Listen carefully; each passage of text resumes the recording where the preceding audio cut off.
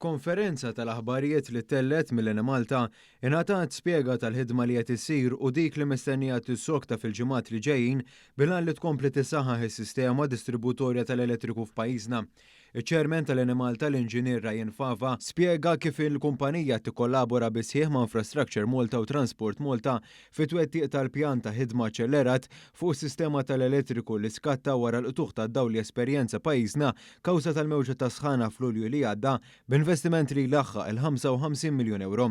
Kien għalhekk li jingħata rendikont ta' dak li skatta minn Lulju b'ħidma li prioritizzat l-aktar żoni affettwati f'pajjiżna fejn partikolarment inbidlu ma' 80 cable tal-11 kV u saru tiswijiet fuq transformers f'żewġ substations li kienu ġarbu ħsarat. Dan ix-xogħol ingħaqad ma' xogħol ieħor li kienet diġà imbarkat fuq u Malta mis-sena li għaddiet fejn fost l-oħrajn ġew kummissjonati ma' 80 substation ġdida filwaqt li jisaħħu 45 oħrajn diġà eżistenti u xogħlijiet oħra li raw it-tisjieħ u l-estensjoni ta' ċentri ta' distribuzzjoni ta' Marsa Skala l-Imrieħel u Ħaltarġin, apparti xogħlijiet oħra fuq low voltage fielders u tibdil ta' switchgear.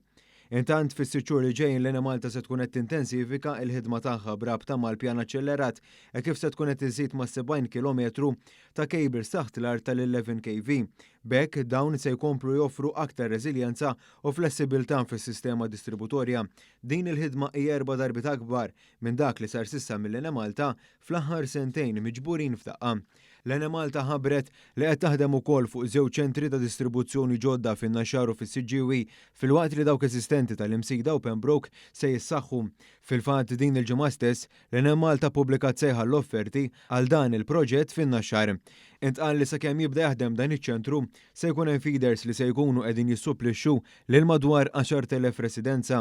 Rigward il-ġenerazzjoni tal-elettriku għalkemm din tlaħħaq 850 megawatt u l-ogħla domanda milħuqa din is-sena kienet ta' madwar 670 megawatt se tkun qed toħroġ sejħa biex f'dan l-imara ikun hemm impjant ta' ġenerazzjoni f'każ li xi sors ta' ġenerazzjoni li għandu pajjiżna jieqaf jissupplixxi l-elettriku.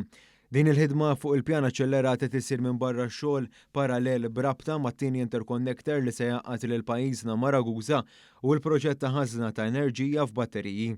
F'kumment li tal dan l-istazzjon, iċ-ċermen tal-Malta innota l-importanza tal-kollaborazzjoni mal-entitajiet l-oħrajn b'mod partikolari fuq xogħlijiet fejn jidħlu il-cables taħt l-art. Naturalment, dana biex nistaw naslu għalija, kellna bżonn ir-reinforzi. Ir-reinforzi li Malta weħeda ma kienx ħatwassal biex tagħmel dan ix-xogħol fl-iqsar żmien possibbli u għaldaqstant blajnuna ta' kemm Infrastructure Malta kif ukoll Transport Malta inaqqadna flimkien rajna x'inhuma l-eżiġenzi li għandna bżonn li nagħmlu u hemmhekk ħajjina dan il-pjan. Fil-fatt Jenny Taxisa mill-Uffiċċju tal-Kap Eżekuttiv ta' Transport Malta Jonathan Burge ikkonfermat l-importanza tal-ħidma konġunta.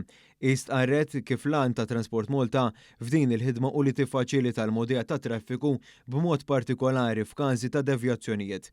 Preżenti kien hemm ukoll il-Kap Eżekuttiv ta' Infrastructure Malta Ivan Falzon li ddikjara sodisfazzjon tiegħu għal dak li qed isir filwaqt li ringrazzja lil ħaddiema ta' 3 entitajiet li qegħdin jaħdmu fuq dan il-proġett li diskrivih bħala wieħed nazzjonali.